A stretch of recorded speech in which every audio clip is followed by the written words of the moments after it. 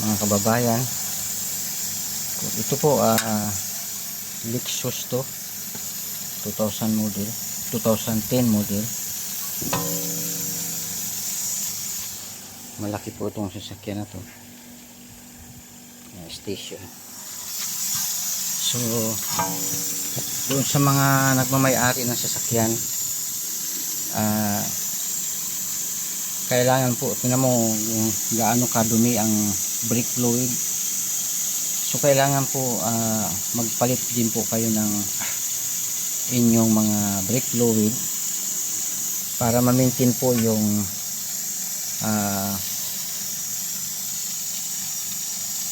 kondisyon ng inyong mga brake, para hindi siya mag-slide. Ayan po, kaya kung minsan nagli-leak tayo kasi nga madumi yung system, lalo na pag ito ABS. So ganyan lang po, hindi po binubumba yan.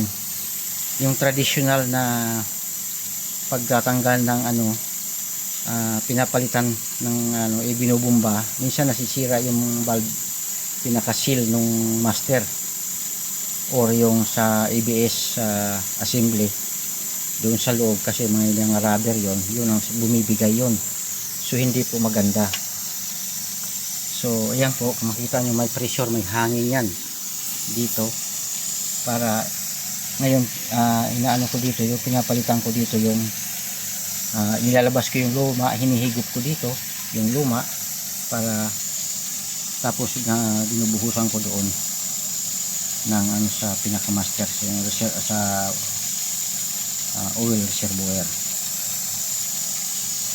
So kung mapapansin nyo, yung hose is malinaw na. So ibig sabihin nahigop na niya yung pinaka bagong langis na nilagay ko.